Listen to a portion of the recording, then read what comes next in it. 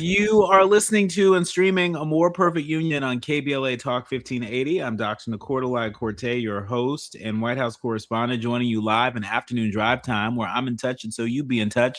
Follow me on all the socials at Dr. Nii-Quartelai. Just type in Dr. Nii-Q, D-R-N-I-I-Q, and there I am, fresh for you to follow. Also, be sure to download the KBLA app to listen to us live or on demand.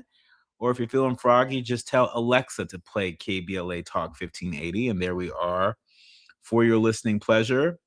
Listen, also subscribe to a More Perfect Union podcast. You know, the one powered by KBLA.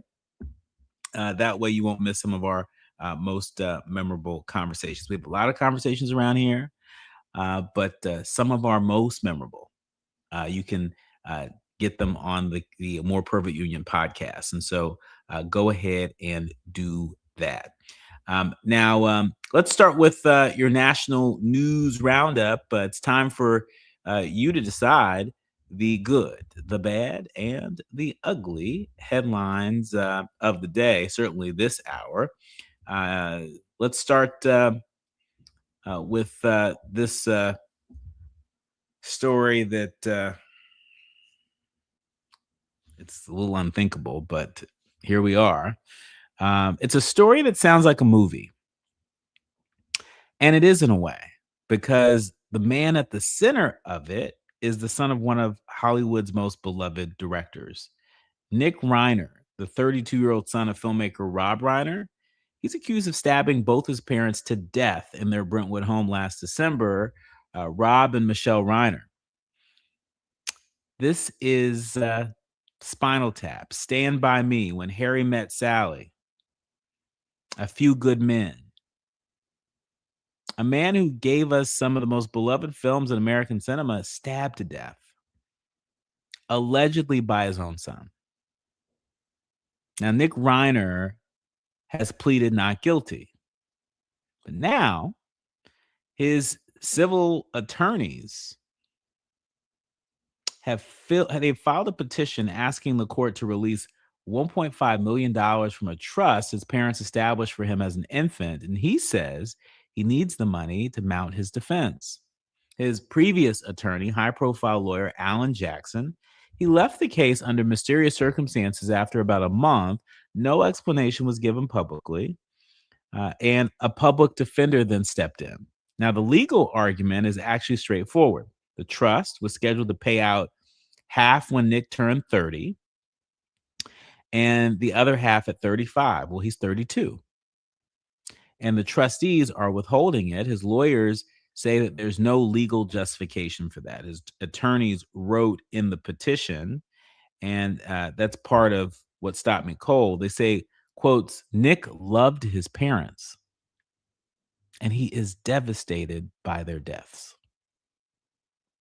Now, I'm not going to play judge here. That's what trials are for. But I will say this. The irony of asking for the money your parents left you to defend yourself against the charge that you killed them, that is a sentence that I've never written before. And I've never seen written before in human history. The legal question, whether a beneficiary can access a trust while accused of killing the people who funded it, is genuinely unsettled. And so this case is going to be watched super, super duper closely. Now, closer to home, two significant updates on the LA fires. New evidence has confirmed that an Edison idle electrical line ignited the Eaton fire. Lawyers for survivors say they now have documentation. This follows the devastating fire that burned through the Altadena area earlier this year, destroying homes and displacing thousands. But some good news. If you can call anything about the situation good news, Palisades and Eaton fire survivors can now defer their 2025 property tax payments. There is a process, of course, to apply, and folks can tap into Conversations Live, Altadena Rising, with our friend and brother James Farr, who is on top of this. He's going to provide folks with more information on where they can go to do this on his show. But and so you got to be tapped in this weekend to Conversations Live, starting at 10 a.m. on Saturday. But if you or someone you know was displaced by the fires, please share that information. Tax deferral doesn't erase the loss, but it's one less thing that people who have already lost so much have to worry about right now. And so we're going to continue to follow the legal accountability story around Edison, because someone has to answer for what happened to those communities. What happened to the people who lost their lives? And it shouldn't take years of litigation for families to see justice. When we come forward, Nick Davis joins me to talk about This Ordinary Thing. It's a documentary about the people who chose courage during the Holocaust. It's haunting, it's necessary, and I think you're going to want to hear all about it. You're listening to and streaming A More Perfect Union on KBLA Talk 1580. More when we come forward. You're listening to A More Perfect Union on KBLA Talk 1580. We've got a lot to talk about. It's been said that when someone you love has Parkinson's, you have Parkinson's. The Parkinson's Foundation knows that the disease doesn't just affect the diagnosed. It affects everyone who supports and helps care for them. If you have questions, the Parkinson's Foundation has answers. We can help you understand the disease and give you tips for living a better life. Find your answers at parkinson.org or call 1-800-473-4636. The Parkinson's Foundation. Better lives together. For 70 years, the Humane Society of the United States has worked to end animal cruelty. Now, we're continuing that mission as Humane World for Animals, because we work around the globe to care for animals who are suffering today. And we tackle the root causes of cruelty for a kinder tomorrow. We are Humane World for Animals, and together we can make a difference. Help make change for animals. Visit humaneworld.org. Hear that? That's the sound of your life. Perfectly imperfect. Beating in rhythm to the world you've created. But every time you drive after drinking, music gets drowned out. Your life sounds pretty great. Don't let a buzz ruin it. Buzz driving is drunk driving. Don't drive buzzed. A message from Nits and the Ad Council. Let's celebrate. Y'all did it! Loving each other, needing each other. Hey, Los Angeles. KBLA Talk 1580 is turning 5, and we're celebrating in a big way. Oh my God! Join us Friday, June 19th, Juneteenth, 4 to 7 p.m. at the Beehive for our 5th anniversary bash and Juneteenth celebration. We're talking surprise celebrity guests, a special presentation, and a major announcement you will not want to miss. I can't wait to hear it. Plus, live music, dancing, games, and enough food and drink to keep the party going. Yeah, that's what I'm talking about. Of course, you're welcome to bring your own picnic basket, blanket, and lawn chair. And the best part, it's completely free. But here's the thing. You've got to sign up in advance. Space is limited, so don't wait. Head to KBLA1580.com right now and lock in your spot. Friday, June 19th, The Beehive, KBLA Talk 1580. 5 years strong, and we're just getting started. Happy anniversary, KBLA! Yeah, man. We have no permanent friends or permanent enemies. Only permanent interests as we effort to build a more perfect union. You are listening to and streaming A More Perfect Union on KBLA Talk 1580. I'm Dr. Nii-Quartelai Quartey, and really delighted to be in conversation with Emmy Award winner Nick Davis. We're here talking about a very moving documentary. It's called This Ordinary Thing, which will have nationwide release starting on June 12th. You can find it on Apple and Amazon, all the major platforms. And it's timed around the anniversary of Anne Frank's birth. Welcome to the show, Nick Davis. Thank you so much for having me. It's an interesting coincidence that our film is dropping on the anniversary of Anne Frank's birth, because our film tells the stories of all of these people all over Europe who helped Jews during the Holocaust, and through with great risk to themselves and their families often. They just helped people because they thought it was the right thing to do. And there was no coordination between any of these people. And all of these sort of pockets of goodness in a sea of evil were sort of rising to the top. And so we wanted to shine a light on those stories. And so we, found these incredible stories and got these unbelievable actors, cast of 5 Academy Award winners and countless others, just ridiculous cast. Jeremy Irons and Carrie Coon and Helen Mirren and Stephen Fry, just wonderful voice actors who tell all of these stories that all sort of underscore our shared humanity. I mean, I think it's really extraordinary, not just the subject of this film, but how you put it together. For folks, again, who are less familiar, This Ordinary Thing, it tells the story of non-Jews who helped save Jewish people across Europe during the Holocaust. The film combines never-before-seen archival footage with the testimonies of over 40 different people who, working independently and at great risk to themselves and their families, saved thousands of Jewish strangers from almost certain death. Talk to us about how you put that together in a way where, it was sort of a look back with the archival material, but a look forward through these stories. Yeah, I mean, I think, the sort of expression we used while we were making it was, this is not your grandfather's Holocaust film. There have been obviously masterpieces about the Holocaust, but I think at this point, we're all very familiar with sepia-toned footage and cello music and tugging at the heartstrings in that particular way. And it can tend to distance us and make us feel like, yes, that happened many, many years ago. It's very sad.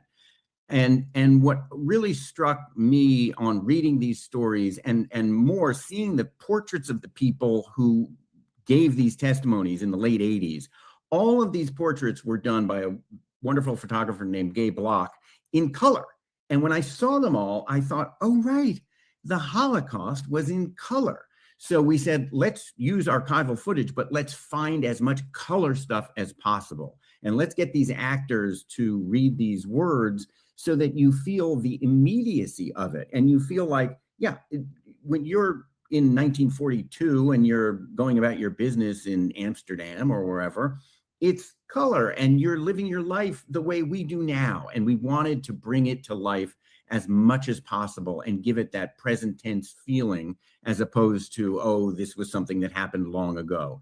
In part because the story feels fairly relevant. We seem to be being divided constantly these days by not just politicians, but corporations, algorithms, social media. You're on this team and you're in that tribe and you're on that party and you're in this race and you're in that religion. And it's like, most of it is an accident of birth. And I think we're all familiar with the feeling of walking down the street and you see somebody and who you've never seen before, and maybe your eyes meet and you think, hey, wait a minute. If I had been born in that person's shoes, I would be them. Like, we're all just human beings. What are we doing? This is nuts. The way we divide each other and act like, well, you're no good because you're in that team. And it's just, if you take a step back and not to sound too kumbaya, but like, we're here for a very short time on this speck of dust called Earth. Like, let's all please just see that we're all human beings. And so that's the hope of the film, is that people will hear these stories and think, well, gee, what would I do? And what can I do? Or what should I be doing? And let's hope none of us are faced with the kinds of choices that these people had to make. And you never know what you would do if somebody knocked on the door and said, hey, hide me, and put your family at risk. But at least to sort of think about, well, I should help in some way, And so that's the hope of the film. I mean, that's really special and very much needed. I mean, I just came back from a U.S. Fact-finding mission, emergency fact-finding mission in Cuba. I was on assignment all last week. And, one of the recurring thoughts that I've had as I'm sort of, reflecting on all the interviews that were done and all the meetings with government officials and everyday people and everyone in between, I've really been thinking a lot about the state of our solidarity politics. And I want to give you an opportunity to sort of speak to that. It's no secret there's a long history of solidarity especially between the Black community and the Cuban people. There's a long history of solidarity between Black people and Jewish people, particularly during the Civil Rights Movement. And it seems that there's a whole generation of folks that may not be as dialed into that history. And I think it may be impacting our solidarity politic. And so talk to us about that, the state of solidarity politics as you see it and what this film might illuminate. Well, that's a wonderful question. I haven't considered it from that point of view before, but I think that the whole essence, as I understand it, of certainly the solidarity between Blacks and Jews during the Civil Rights Movement was, hey, look at our two oppressed peoples. It's been tough for you. It's been tough for us. How can we work together and help each other? And in some ways, I would think that maybe the message of this film is, let's take it even a step further. Maybe you're not part of an oppressed group. Maybe you're a member of the superior group or the group that happens to be in power in this time and place. Well, things can change awfully quickly, and then you'll be in an oppressed group. So we should all act all the time like we're in those groups that are being oppressed and that need to make solidarity with everybody else. And that's my my kumbaya feeling is like, Blacks and Jews, sure. Blacks and Jews and Cubans and Haitians and Eskimos. I mean, at one point in the film, I think it's David Hyde Pierce, he says, it didn't matter that they were Jewish. They could have been Catholic or Eskimos. They were persecuted people, and you had to help them. And you just what's happening? Why do we forget these basic things that as children instinctively, and then it just gets beaten out of you by the group that you happen to be in, or your particular schooling, or whatever. And it's just what I think is fun about this film is you do get to hear these really interesting, entertaining, sometimes even funny stories from the world's greatest actors.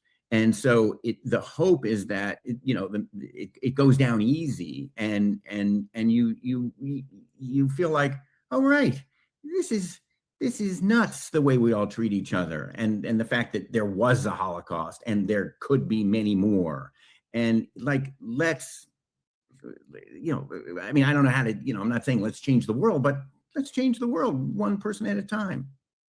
What say you to folks who might consider watching this film and may have to get over a few mental hurdles? One of which might be, they take your point, on the impact of the Holocaust, how the Holocaust happened, and the need to humanize the folks who were the subject of the Holocaust. But there are folks out there that say, well, there are a number of groups that are currently being persecuted, that currently are being demonized, being stripped of their humanity, from the Cuban people to folks in Iran to folks even in Gaza. What is it that you think that folks with that point of view might be able to get out of this particular film?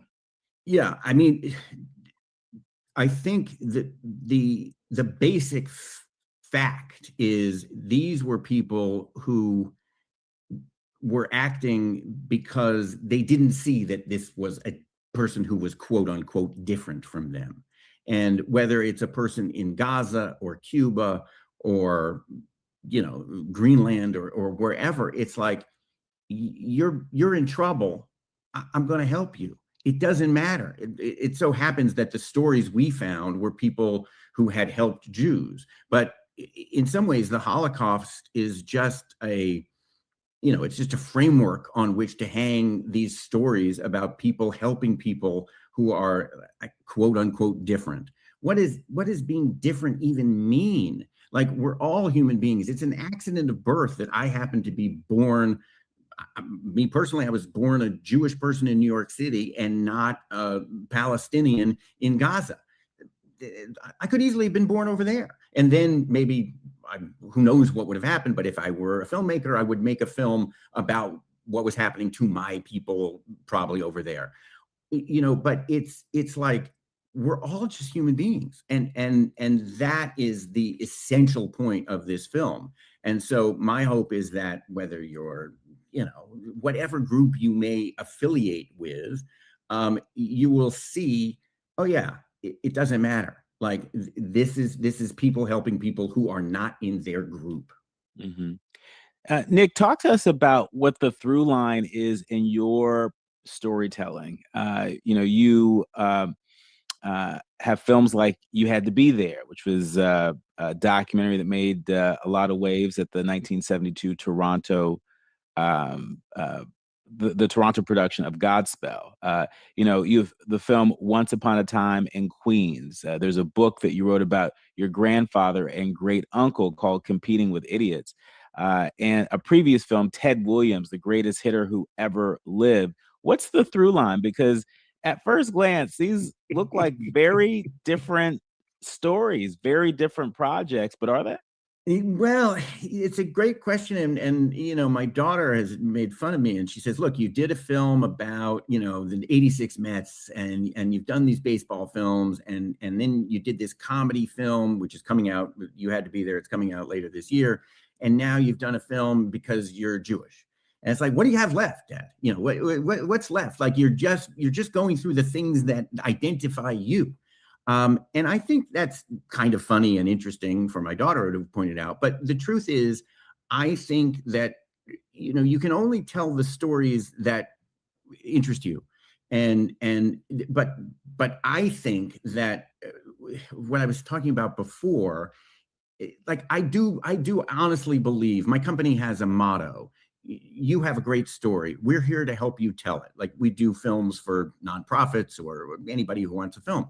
And that motto, which we developed 15 years ago or so, has informed my filmmaking, so that if somebody comes along and says, hey, what about this story? When I look at it, I realize, well, this person has a great story. Everybody has a great story. You have a great story. Everybody listening to this podcast has a great story and is the hero of their own life.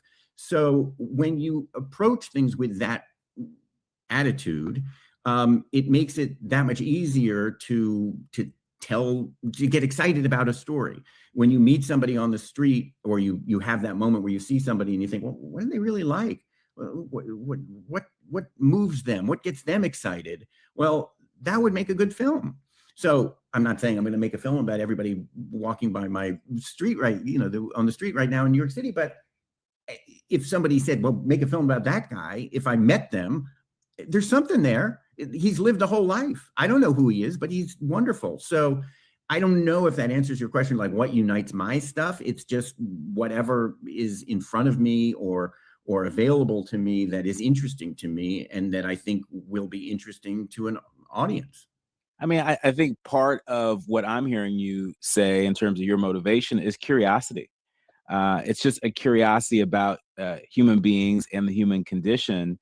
And speaking of human beings that capture the human condition quite well on film, you have this incredible cast, including Helen Mirren, F. Murray Abraham. I mean, my goodness, Stephen Fry. These are people who have amassed Oscars, dozens of Emmy nominations, over 24 Tony nominations throughout their career. Talk to us about what you've learned about working with such gifted people. How do you sort of get out of the way and allow them to show up and contribute to the work in a way that makes movie magic? Well, the audience is listening, thought-provoking, eye-opening, heart-rendering. This is where authentic voices meet powerful discussions on culture, community, and change. This is where Black voices matter. He's breaking boundaries, amplifying diverse perspectives, and tackling the issues that matter most to you. You're inside A More Perfect Union with Dr. Nii-Quartelai Quartey on KBLA Talk 1580. I'm Amber Payton with BIN News Now. A U.S. Army helicopter crashed near the Strait of Hormuz. President Trump acknowledged the incident while boarding Air Force One after attending Game 3 of the NBA Finals at Madison Square Garden. The pilots are fine, yeah. The helicopter was reportedly flying over the critical waterway, which has been blockaded by both the U.S. and Iran, where it went down during an ongoing ceasefire. Black Washington, D.C. Councilman Trayon White is being censored and fined by the D.C. Board of Ethics for missing 3 required financial disclosure deadlines in 2024 and 2025. He was fined $300 for each violation.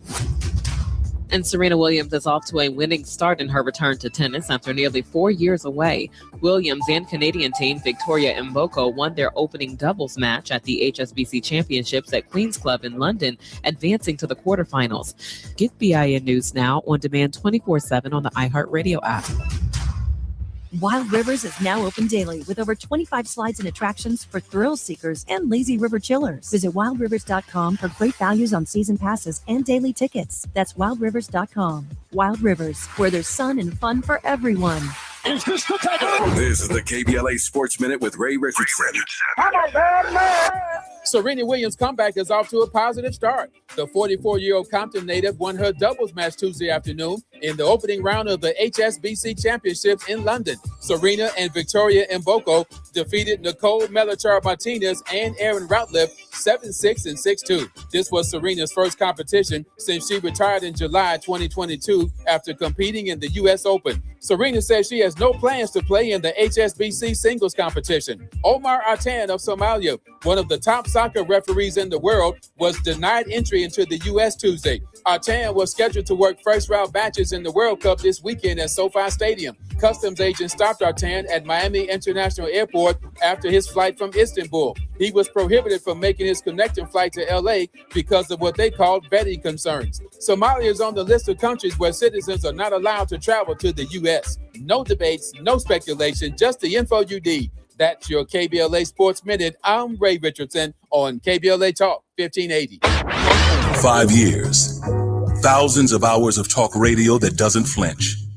One station that calls it like it is. Every single day.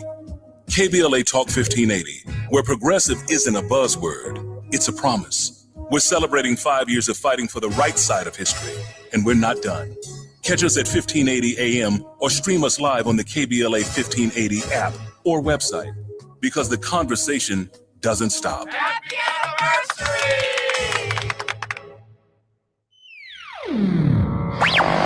All I need is one mic. With a KBLA Talk 1580 editorial, I'm Tavish Smiley. It's high time that we say the quiet part out loud about what we consider a disgrace, an absolute disgrace to the people of South Los Angeles. Destination Crenshaw, or as I call it, Procrastination Crenshaw, was supposed to be a 1.3-mile celebration of Black Los Angeles. Pocket parks, commissioned art, a cultural corridor along Crenshaw Boulevard, stretching from our studios in Leimert Park down to Nipsey Hussle Square. It was set to complete in 2022.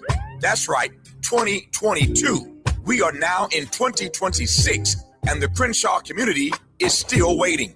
A grand opening was announced for February 2024. That date passed with not a single artwork installed. Then we were promised that construction would be completed by the end of 2024. That date came and went.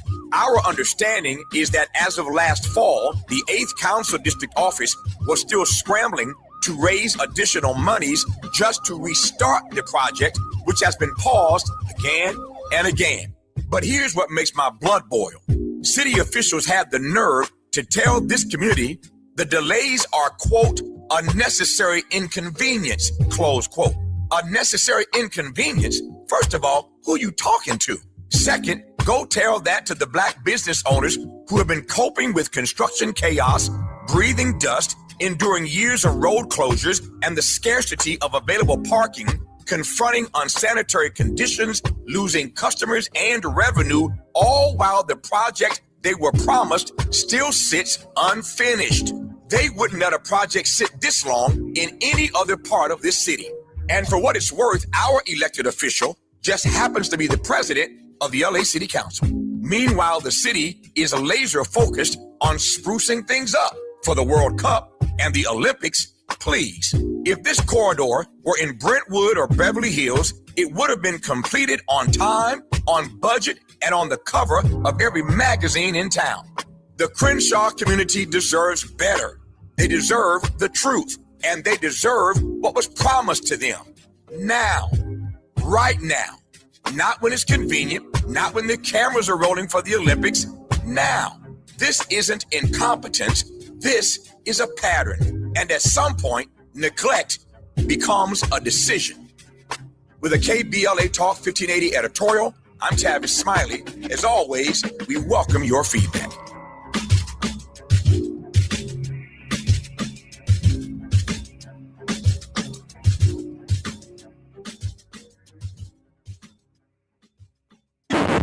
National News, The Consequence, informed opinion, and analysis beyond the headlines. You're listening to A More Perfect Union on KBLA Talk 1580. Way that makes movie magic. Well, that's exactly the phrase I was going to use. You get out of the way. You let them do their thing. One amazing thing that happened, Ellen Burstyn was, recording with us, and there was a story that I had always thought, throw this away. It's a little story. It's about a woman who was honored, who felt like, the Jews that they were hiding always did the mother's work because they felt so grateful to the mother. And she read it the first time and she cried.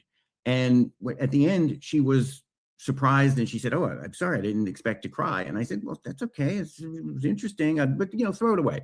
And she read it again and she cried even more. And I thought, okay, I don't know what's happening. She doesn't even know what's happening. But this is one of the world's greatest actresses crying in this particular line about darning socks. We're moving on. We got that. And that was really what it was sort of giving gentle adjustments, but just getting out of the way and letting these people do their thing because they are trained in the art of empathy. And so they are bringing their empathetic gifts to these stories of people who empathized with the people they hid. In our remaining minutes with you, Nick, I want to note that on my way back to Los Angeles from Cuba, I stopped in Miami for the American Black Film Festival. They're celebrating, I believe it's their 30th or 35th anniversary this year. Some incredible talent there, incredible creative genius on the screen. Before we let you go, I want to give you an opportunity to pour into the next generation of filmmakers, of storytellers, of content creators. It's perhaps never been easier for people to create content, even using, our cell phones here. What advice would you offer to the next generation of creatives so that we see more and not less content that humanizes the human conditions that are similar to our own and also very different from our own? I would say, tell the story. Tell the stories only you can tell. Tell your stories, the things that interest you the most, that you're most passionate about. Because especially now, we need to hear these stories, and we need to hear each other's humanity and be moved and realize that, like I said, we're on this speck of dust for a very short period of time, and let's all be good to each other. And while we're doing that, as I'm looking over your shoulder, Nick Davis, at your Emmy Award that's just kind of just sitting there. Sorry, right? I should blur it. You know what? It's relatively new, so I should move it. Yeah. No, it's great. I'm just saying, you may want to put it on a pillow or put a little something around it. It's just sort of sitting there, next to your stuff. Looks like a hair dryer or something. So that's my note. That's my note to you. But our thanks to Nick Davis. We want to encourage everyone to go out and check out this very moving documentary. It's called This Ordinary Thing. Again, it is available nationwide starting June 12th on Apple, Amazon, and all major platforms. Of course, timed around the anniversary of the legendary Anne Frank. Thank you, Nick Davis. Thank you for your work and your witness. Thank you so much. Thanks for having me. Good luck. You've been listening to and streaming A More Perfect Union on KBLA Talk 1580. Striving to make America a nation as good as its promise. This is A More Perfect Union on KBLA Talk 1580. We've got a lot to talk about. Finding great candidates to hire can be like, well, trying to find a needle in a haystack. Sure, you can post your job to some job board, but then all you can do is hope the right person comes along. Which is why you should try ZipRecruiter for free at ZipRecruiter.com/free. ZipRecruiter doesn't depend on candidates finding you. It finds them for you. Its powerful technology identifies people with the right experience and actively invites them to apply to your job. You get qualified candidates fast. So while other companies might deliver a lot of hay, ZipRecruiter finds you what you're looking for. The needle in the haystack. See why 4 out of 5 employers who post a job on ZipRecruiter get a quality candidate within the first day. ZipRecruiter, the smartest way to hire. And right now, you can try ZipRecruiter for free. That's right, free at ZipRecruiter.com/free. That's ZipRecruiter.com/free. ZipRecruiter.com/free. ZipRecruiter. Did you know that $60 billion are lost every year to Medicare fraud? If someone has been a victim of healthcare fraud, the more we talk about that this occurs, older adults will feel more comfortable about sharing their experience. It's not about someone not being smart enough or not paying enough attention. Falling victim to fraud can happen to anyone. If I've been scammed, if I've experienced it and I'm angry about it and I want to do something about it, then I have an opportunity to volunteer and share with other people, here's what happened to me, but it doesn't have to happen to you. Medicare fraud hurts people, it hurts Medicare, and we need your help to make a difference. It's powerful to be able to address an issue like Medicare fraud, and being a volunteer for SMP gives you that power to do it. If you have passion and dedication and want to be of service, we'd love to have you join our team. For more information or to volunteer, visit californiasmp.org. KBLA Talk 1580. We've got a lot to talk about.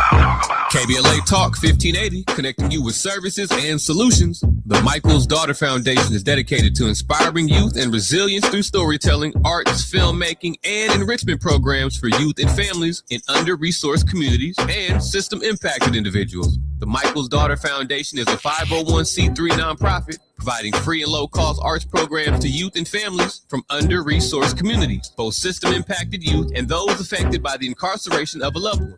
1 in 43 children in America have a parent incarcerated. 70% of those children are expected to end up in prison. Through filmmaking, animation, theater, and writing, they help young people express themselves, build confidence, and imagine new possibilities. Beyond the arts, they offer financial literacy workshops, emergency support, and scholarships. Because thriving takes more than talent, it takes access. To learn more about the impact of Michael Daughters Foundation and how you can be a part of the movement, please visit their website, michaelsdaughterfoundation.com. This is a community call to action from KBLA Talk 1580. Notable journalists, industry leaders, lawmakers, change makers, tastemakers, and you working to build a more perfect union on KBLA Talk 1580.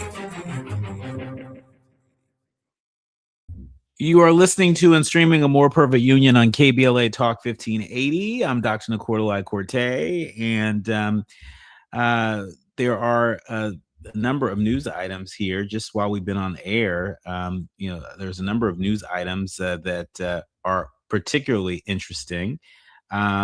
We have been following the California governor's race pretty closely. And as we shared earlier, you know, it looks like it's going to be Javier Becerra. Javier Becerra and Steve Hilton are going to face off in November here in California. While we've been on air within the past 20 minutes, Democratic candidate for governor of California, Tom Steyer, put out a statement. We want to share that statement with you. He says, "Dear friends, it's now clear that we don't have the votes necessary to advance to the general election in November. First, before any pride in what we've accomplished or disappointment in what we didn't, I want to express my gratitude to all those of you who knocked on doors, made phone calls, came to a town hall, or trusted me with your vote. Thank you. Your support and dedication to your fellow Californians humbles and inspires me, and I'm forever changed by the months that we spent together. Every day remind me of what I knew on the very first, that Californians are special and they deserve a state they can afford to live, work, play, and imagine a future in." He posted a pretty lengthy carousel on Instagram. I won't read all of it, but I will say that he concludes by saying, "To my supporters, thank you for everything. When I promised to fight for you, that was not a campaign promise. It was just a promise. And I'm a man of my word. I'm on your team forever. I wasn't born a billionaire. I won't die a billionaire. And I'll spend the rest of my life working alongside you to dismantle a system that only benefits billionaires. Today, my message to you is simple. Pay attention. Know what you deserve and know who's on your side. Understand who the villains are and say their names out loud. Continue to demand more from your leaders and your government until they give you the California and the country you know you deserve. I'll be with you all the way. With gratitude, Tom." And so that was a statement that Tom Steyer posted really just about 20 or so minutes ago. And we share that with you. Obviously, there were a number of folks who were part of this race for governor of California, a number of folks. But Tom Steyer was one of the top Democratic vote getters, obviously, aside from Javier Becerra, who was the top Democratic vote getter. And so it's worth noting in real time that statement. In other news, a lot of folks on these internet streets are talking about Carmelo Anthony getting 35 years for track meet stabbing murder. Let me explain. The folks over at USA Today are reporting that a Texas teenager has been found guilty of murder and sentenced to 35 years in prison for the fatal stabbing of a student from a rival high school in a case that has drawn national attention. The Collins County jury found that 19-year-old Carmelo Anthony, they found him guilty of murder today in the death of 17-year-old Austin Metcalf in Frisco, Texas. Hours later, they sentenced him to 35 years in prison. Anthony, who attended Centennial High School at the time, has maintained that he stabbed Austin, a student at Memorial High School, in self-defense. Anthony's mother, Kayla Hayes, tearfully told jurors that she believes he regrets what he did. Please have mercy on my son. Meanwhile, Anthony was physically shaking after returning to the courtroom following the verdict, and a defense attorney was holding him. A prosecutor told jurors that Anthony started the confrontation with Austin in a tent at a track meet in April 2025, immediately admitted to the stabbing and told bystanders that Austin touched him first, as if it justifies the murder he just committed. And in his closing argument says, you don't get to meet a shove with a stab, especially if you provoke the shove. Meanwhile, Anthony's attorney Mike Howard, he painted Austin and his twin brothers as the aggressors. Howard said that Anthony warned Austin not to touch him and had a right to defend himself after Austin initiated physical contact. There's talk about the racial makeup of this jury. The case has been marked by controversy, racial tensions, and public demonstrations. And as the murder trial got underway, supporters of both families gathered outside the courthouse alongside activists and online personalities, highlighting how tense this has become. We're going to continue to unpack this in the days ahead, but this is one of the biggest news stories that is trending on social media right now. Feel free to sound off in a More Perfect group chat if you're streaming us live on YouTube at the moment. So more on this in the coming days, but it's time for the quiet part out loud. It is time for that. And this is what I want to share with you today. I want to talk about what Republicans are doing on Capitol Hill because I think it's so important. There are a lot of folks that have been voting in primary elections from California to Maine and everywhere in between. And they are registering their disapproval with the Trump administration, with the federal government, with agencies like ICE. And they are desperately looking to put people in power that are going to rein them in. This next story gives you a sense of how urgent that is. Republicans are funding ICE and Border Patrol through the end of Trump's term. That's right. Republicans in Congress, they passed a bill to fund ICE and Border Patrol through the end of Trump's term. This is a significant move. It provides funding certainty for the agencies carrying out the administration's mass deportation agenda through 2029. And let's be specific about what we're talking about. ICE, the agency that today's headline confirmed is planning to give local police facial recognition apps to verify immigration status. Remember we talked about that earlier? Well, the agency that SoFi Stadium workers negotiated specific protections against, the agency that has separated families, that has detained people for months without hearings, that has even deported American citizens by mistake. That agency just got a guaranteed funding runway through the next presidential election. And so here's what I want our leaders, learners, and listeners to sit with. The same week that Congress votes to guarantee ICE funding, we learn that ICE wants to scan your face on the street. We learn that workers had to fight for the right to strike if ICE enters their workplace. We learn that local police across the country may soon have immigration verification apps on their phones. This is not a series of unconnected news stories. This is a system. And that system just got its budget secured. Paid for by you and me. Paid for by taxpayers. Now, what do we do with this?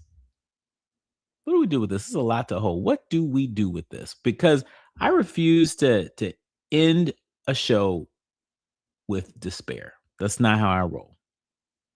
The SoFi workers, they showed us something today. They organized. They fought. They won, including protections that the law didn't require anyone to give them. They got protections that the law didn't even require. They made those protections necessary through collective power.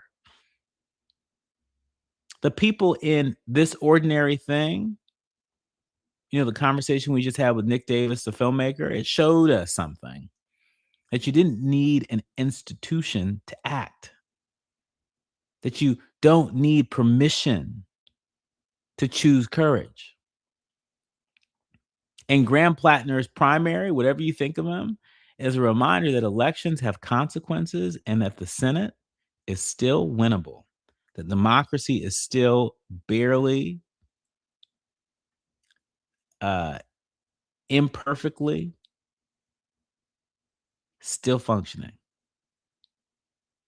And we are living through an extraordinary moment.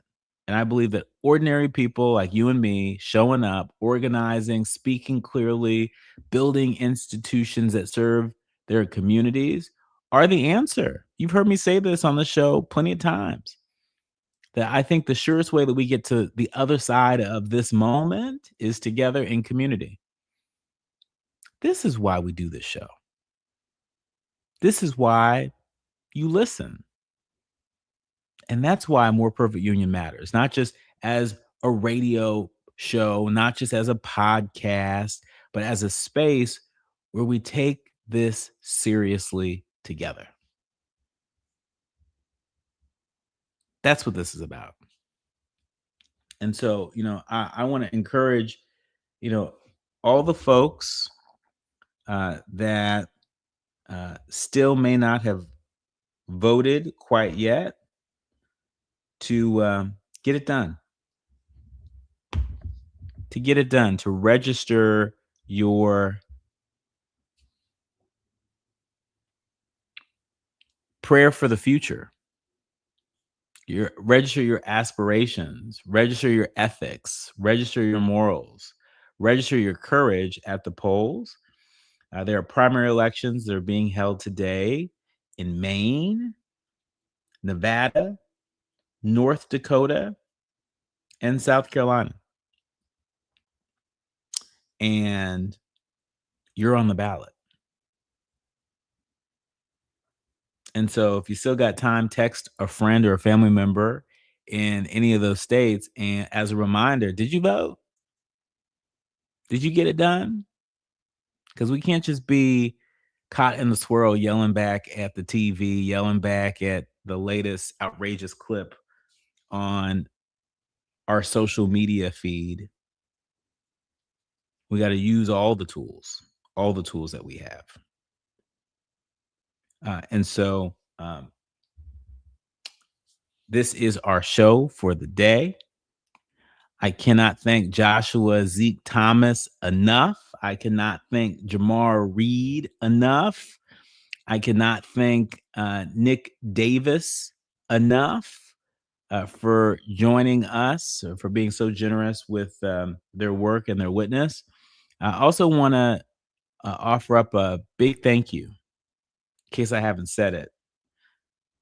Big thank you to the workers at SoFi Stadium for reminding us what courage, what it looks like in a contract negotiation.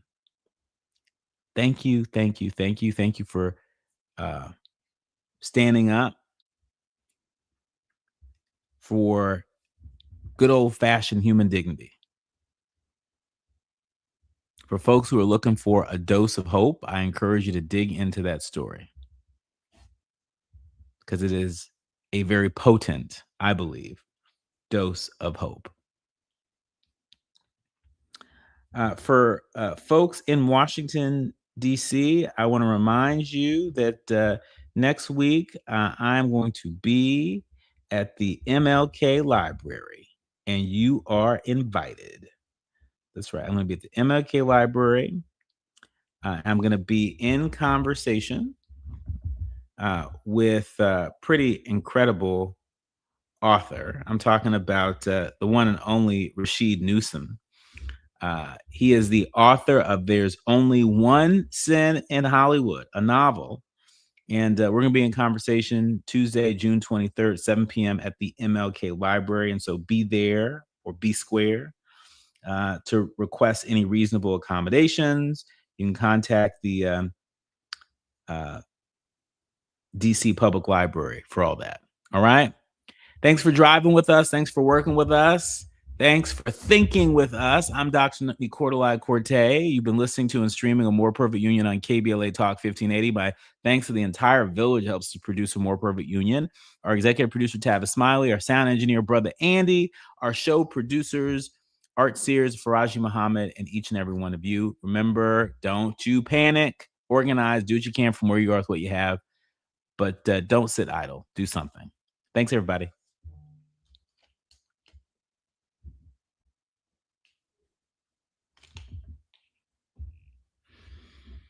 Where it went down during an ongoing ceasefire. Black Washington, D.C. Councilman Trayon White is being censored and fined